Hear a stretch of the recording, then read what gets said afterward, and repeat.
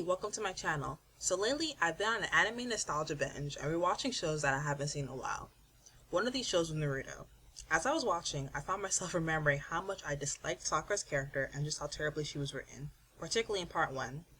The saddest part about Sakura is not how terribly she was written, but the fact that if Kishimoto had made some very simple changes to her characterization and gave her decent character development, she could have been a far more interesting and compelling character. I'll divide my analysis of Sakura's character into 3 main segments. Number 1, her backstory. Number 2, her role in part 1. And number 3, her role in part 2.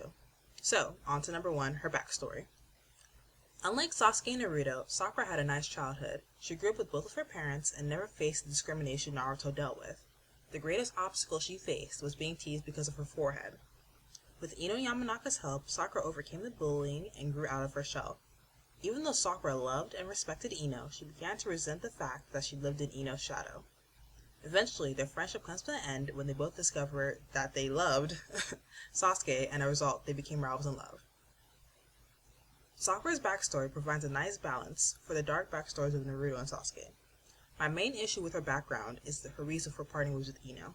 Instead of having their infatuation with Sasuke be the driving force behind the end of their friendship, Kishimoto should have placed a greater emphasis on Sakura's growing insecurity and have their friendship end by Sakura declaring that she needed time away from Ino to form an identity independent of Ino. By having Sakura's desire to define herself as a critical aspect of her characterization, Sakura's foundation as a character would have been much stronger. Now to number 2, Naruto Part 1. Throughout most of Part 1, Sakura's defining trait is her infatuation with Sasuke. We're told in passing that she's highly intelligent, has precise chakra control, and has a natural affinity to genjutsu. Unfortunately, none of these skills are shown to us. For most of Part 1, she sits on the sidelines as Sasuke and Naruto mature and grow as shinobi.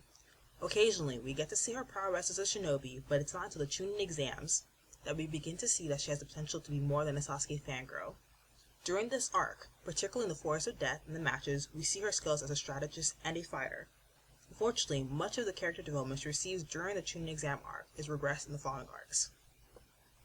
For most of Part 1, Sakura is a one-dimensional Sasuke fangirl, and it's annoying as hell.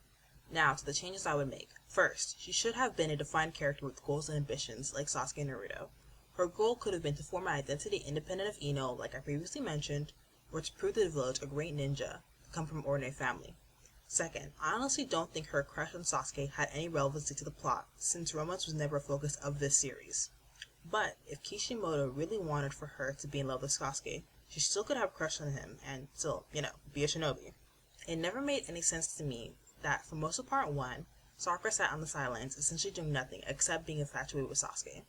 She should have been training just as hard as Naruto and Sasuke. She should have been just as involved in the missions. She should have had goals.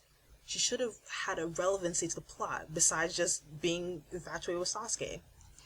Now to Part 2. It's obvious Kishimoto realized he made mistakes with Part 1 Sakura, because early Part 2 Sakura is unrecognizable from her Part 1 self. During the time skip, she trained tirelessly with Tsunade and became an elite medic ninja and a highly skilled taijutsu fighter.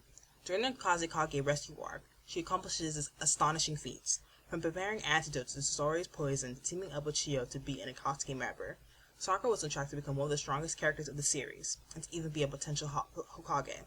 Unfortunately, she began to regress as a character, and like many of the Naruto characters in Part 2, she was ignored and pushed to the background. To be honest, I dropped the series shortly after the Kage-sama arc. I occasionally checked in on the series and did read the final chapters of Naruto. From what I saw, Kishimoto made some attempts at further developing her character, but for the most part, all the potential she had at the start of Part 2 was completely wasted. It's really disappointing how Sakura ended up at the end of Part 2. She started off with so much potential. She was a trusted aide to the current Hokage, she was an elite medic ninja, and she was a highly skilled taijutsu fighter. The possibilities of what she could have been were endless. The main change I would have made in Part 2 was to give her character development. At a point in Part 2, Kishimoto not only stopped developing her character, but her characterization began to regress. If Kishimoto had continued to give her character development, by the end of the series, she would have been one of the strongest fighters in the Naruto world. It's just a shame there was so much wasted potential.